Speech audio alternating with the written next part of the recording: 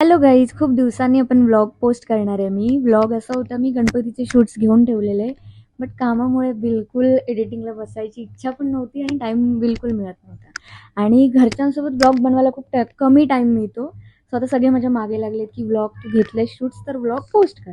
तर आता फ्री टाईममध्ये मी बसले, व्लॉग एडिटिंग करते आणि पोस्ट करणार आहे. सो स्टे ट्यून राहा, पुढे बघा किती मजा मस्ती केली आपण आणि एन्जॉय करा. सो गाईज, फायनली आपण इथे माझ्या गावीच्या घरी आलो आहे आणि 4 प्रतिमा आपल्याला समर्थ कृपेने घरी मिळाल्या. त्यांचं दर्शन घेतल्यानंतर आता लगेच आपल्याला जायचं काकांच्या घरी, बिकॉज तिकडे गणपती बसतो. इथे आल्यानंतर पहिला मी रांगोळी काढून घेते पटापट, बिकॉज गणपती आपल्याला आणायचं आहे लवकरच आणि उशीर नको म्हणून. आणि पाऊस असतो सकाळी, पावसाचा सीझन आहे, त्यामुळे मग आधीच गणपती आणून ठेवलेले आहेत बाजूच्या घरी. तेही घर आपलंच आहे आणि आपण सगळे एकत्रच असतो गणपतीला. इथे गप्पा गोष्टी मस्त रंगलेल्याच असतात, पुढे बघायलाच तुम्ही. सो आधी मी पटक्कन इकडे रांगोळी घेते काढून. आईची आणि काकीचीकडे मस्त तयारी चालू आहे. सगळ्यांचीच तयारी, काही ना काहीतरी सकाळची धावपळ सगळी असते चालू, बिकॉज सगळे एक्सायटेड असतात आपल्या बाप्पाला घरी आणण्यासाठी म्हणून. सो इथे मी पटकन आधी रांगोळी काढून घेते, देन आपण तिकडे जाऊयात गणपतीच्या तिकडे. आरतीचं ताट वगैरे रेडी पण करायचं, ते पण करून घेऊयात पुढे. आणि हा गाईज, मला खूप दिवसापासून असं मनात येत होतं की आपल्यामध्ये जे आर्ट आहे ते सर्व लोकांसमोर यायला पाहिजे, त्याच्यातून काही लोक शिकले पण पाहिजे आपल्या आर्टमधून. सो मला असं वाटत होतं की मला रांगोळीची आवड आहे, सो मला रांगोळीचं पेज एक ओपन करायचं होतं. खूप दिवसापासून असं चाललं आहे की मस्त रांगोळीचे नवीन नवीन व्हिडिओज आपण बनवूया, एक वेगळं यूट्यूबला पेज किंवा चॅनल मस्त ओपन करूया.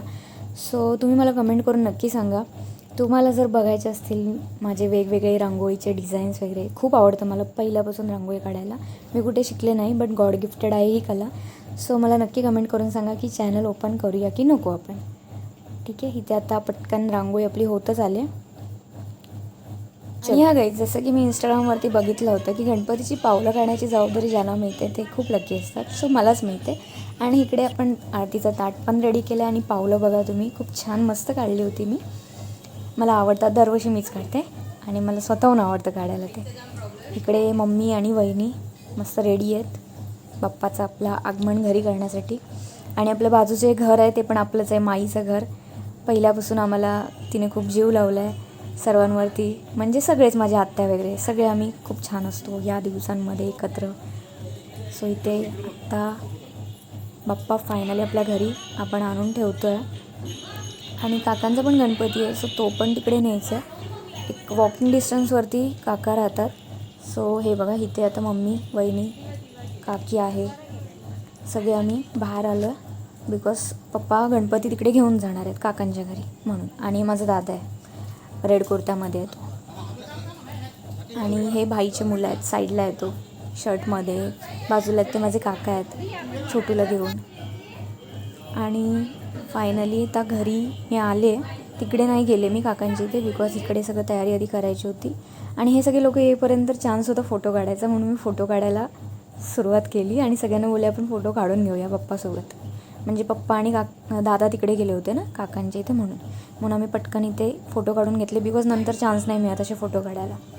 फायनली हे लोक इकडे आल्यानंतर मग आम्ही तयारी चालू केली, बिकॉज एकदा पाटावरती गणपतीवरती गेले की हात वगैरे नाही पोचत, मग सगळ्या गोष्टी आपल्याला व्यवस्थित ते ठेवता नाही येत, वस्त्र वगैरे जे काय असतं ते. त्याच्यामुळे कंठी, हार वगैरे सगळं आम्ही इथे खाली पाट जेव्हा आपण मांडलेलं असतं तेव्हाच सगळं ते करून घेतो.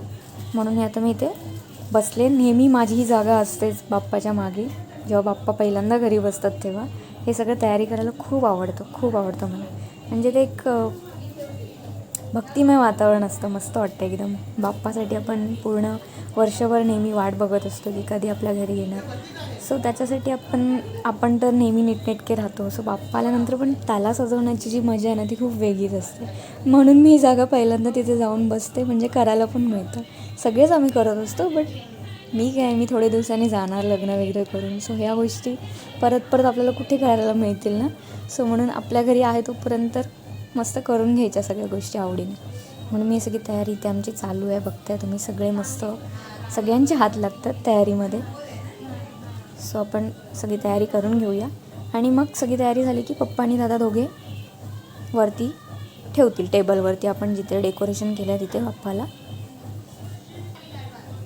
आणि रुद्र बघा, ही मूर्तीची जी चॉईस होती ना कलरची, ही रुद्राचीच चॉईस होती असं मला वहिनी बोलली. आणि खरं बोलते, दरवर्षीपेक्षा म्हणजे जे बोलतात ना, एक कलरिंगचं पण एक असतं बाप्पाला. म्हणजे सगळेच बाप्पा चांगले असतात, सगळ्यांचेच कलर चांगले असतात, बट ही मूर्ती मला खूप अट्रॅक्टिव्ह वाटली लास्ट इयरपेक्षा, म्हणजे जी घरी आपल्या बसते ती. सो रुद्रनी बेस्ट चॉईस केले असं मला वाटतं आहे. तुम्ही पण कमेंट करून सांगा. आणि फायनली दादा आणि पप्पांनी ही मूर्ती आपली, जिथे आपण डेकोरेशन केलं आहे तिथे आता आपण ही मूर्ती ठेवून घेणार आहोत. आणि बाप्पाला बघून आहे ना खूप असं एक्साइटमेंट वाटतं, म्हणजे एक नवीन ऊर्जा येते आपल्यामध्ये काहीतरी करण्यासाठी, आयुष्यात नवीन काहीतरी करण्यासाठी. आपण जर कुठे खचलो असो तर बाप्पा ही आपली अशी भक्ती आपण आयुष्यभर केलेली जी कधी वाया नाही जात असं मला वाटतं. मी तर बाप्पाला वरच आहे त्यामुळे बोलते. आणि मी राखीसुद्धा बांधते बाप्पाला, पुढे तुम्ही बघालच. सो इथे पूजा करून घेते आधी. आणि मी बाप्पाला राखी बांधायचं कारण मला सख्खा भाऊ नाही आहे, सगळे माझे भावंड आहेत, काकांची मुलं, आत्याची मुलं, मामाची मुलं, मावशीची, सगळे भावंड आहेत. पण एकत्र सगळे कधी नाही मिळत, म्हणजे सगळे वेगवेगळ्या ठिकाणी राहतात. सो मला असं वाटतं बाप्पाला एकदाच राखी बांधली की ती सगळ्या भावंडांवरती त्याचं लक्ष असतंच आणि सगळ्यांवरतीच असतं. मला स्वतःला वाटतं म्हणून मी दरवर्षी बाप्पाच्या हातात राखी बांधते, आवडीने, मला आवडतं म्हणून. गाईज, आणि राखी तर बांधून झाले, बट मला बाप्पाला एकच सांगायचं की त्यांनी मला खूप आयुष्यभरात आत्तापर्यंत खूप भरभरून दिले. जसं की बाप्पा बसल्या बसल्या पटकन मोदक खाणारी गोड मम्मा दिली, तसंच आयुष्यभरात काहीच मला त्याने कमी नाही पडून दिलं. सगळ्या गोष्टी वेळेनुसार खूप चांगल्याच दिल्यात, बेस्ट दिल्यात माझ्यासाठी, नो डाऊट. आणि चला आता वेळ आले आपल्याला नैवेद्य दाखवायचं आहे. हे सगळे मोदक मीच केलेले आहेत, म्हणजे बाकीची तयारी करून देतात मला सगळे, बट मोदक ह्या वर्षी सगळे मीच केलेत. सो ते पण खूप भारी वाटलं मला स्वतःला की आपल्याकडून सगळे. आणि गाईज, यूट्यूबवरती मी ना हे बघितलेलं केळीच्या पानाचं लास्टच्या दिवशी जो दिवा आपण सोडतो त्याच्यासाठी हे बनवतात. सो मी हे जस्ट ट्राय केलं घरच्या घरी पटकन. सो हे कसं झालं मला नक्की कमेंट करून सांगा, आणि व्लॉग कसा वाटला हे पण कमेंट करून नक्की सांगा.